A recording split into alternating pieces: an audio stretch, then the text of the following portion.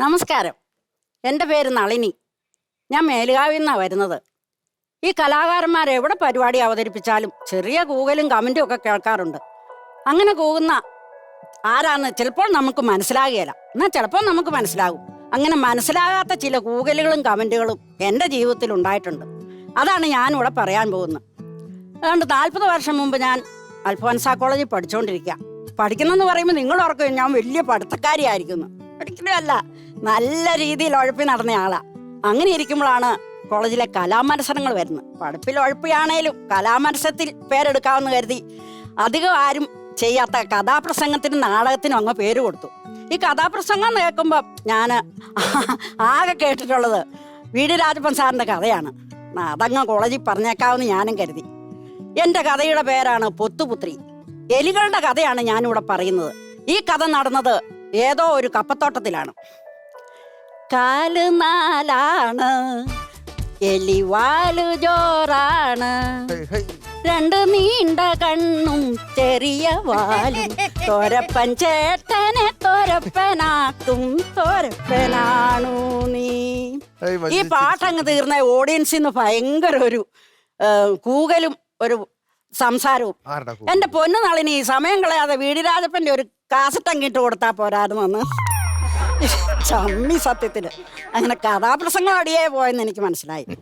എന്നാൽ അടുത്ത കാവിലെ പാട്ട് മത്സരത്തിന് കാണാവുന്ന ജഗതി സാർ ഒരു ദിവസം ഒരിക്കൽ പറഞ്ഞിട്ടുണ്ട്. എന്നാൽ നാടകത്തിന് പിടിക്കാമെന്ന് ഞാനും കരുതി. നാടകത്തെ പറ്റി പറഞ്ഞ കള്ളും കഞ്ചാവും അടിച്ചു നടക്കുന്ന ഒരു മകൻ തൻ്റെ അച്ഛനെ വെടിവെച്ച് കൊല്ലുന്നതാണ്. ഞാനാ അച്ഛൻ. ഈ വെടിവെക്കുമ്പോൾ ചോകരയും വരണം, ഒച്ചയും കേൾക്കണം. അതിന് ഞങ്ങൾ കണ്ടുപിടിച്ചത് കുറെ ചായമെല്ലാം കലക്കി ബലൂണിനകത്തിട്ട് ഷർട്ടിനകത്തിടുക എന്നുള്ളതാണ്. അപ്പം തോക്ക് ചൂണ്ടുമ്പോൾ ഈ ഒരു മുട്ടുസൂചി ഉപയോഗിച്ച് ബലൂൺ പൊട്ടിക്കണം. മകൻ കടന്നു വരികയാണ്. നാടിനും വീടിനും ഗുണമില്ലാത്ത കടക്കോ പുറത്ത് പറഞ്ഞത് മകൻ വെടിവെക്കുന്നു.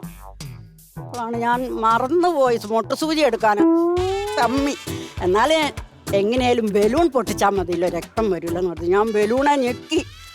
ബലൂൺ ഞെക്കുമ്പോൾ ബലൂൺ ഇങ്ങോട്ട് തന്നെ മാറുക. ഞാൻ ഇവിടെ ഞെക്കുമ്പോൾ ബലൂൺ ഇങ്ങോട്ട് പോവുക.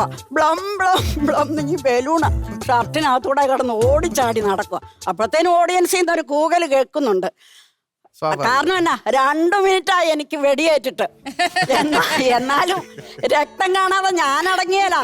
ഞാൻ ഷടേന്ന് സർവശക്തി ഉപയോഗിച്ച് ബലൂണിനെ സെന്ററിൽ കൊണ്ടുവന്ന് വെച്ച് ഞരടി ഞെക്കി. എനിക്ക് ആശ്വാസമായി കേട്ടോ. ഓഡിയൻസിൽ നിന്ന് ഭയങ്കര കൂകല്. അച്ഛൻ ചങ്കുപൊട്ടിയാണേ മരിച്ചെന്നൊരു കമന്റും കൂടെ. ഇതൊന്നും കേൾക്കാതെ ഞാനേ സ്റ്റേജിലോട്ടങ്ങ് കണ്ണടച്ചങ്ങ് വീണു, മരിച്ചു കിടന്നു. അപ്പോൾ സൈഡ് കത്തുന്നിരുന്ന ഒരുത്തി പറയുക, ഏറ്റു പോരരുതെന്ന്. ഈ കതച്ചു പെറുക്കി കിടക്കുന്ന ഞാൻ കേൾക്കുന്നു ഏറ്റുപോരേന്ന്. ഞാൻ ചാടി എഴുന്നേറ്റ് നോക്കി, പത്രം വീണില്ല. ഇതിലപ്പുറം ചമ്മി നാറാനുണ്ടോ? അപ്പൊ ഓഡിയൻസിൽ നിന്ന് വീണ്ടും കേൾക്കുക, ചങ്ക് പൊട്ടി മരിച്ച അച്ഛൻ ഇതാ പുനർജനിച്ചിരിക്കുന്നു. ഓ, ജീവിതത്തിൽ ഇതുപോലെ കൂകല് കേട്ടിട്ടില്ല. പെറ്റ തള്ള സഹിക്കല. ഞാനാണെ ചമ്മി നാറി നാശമായി.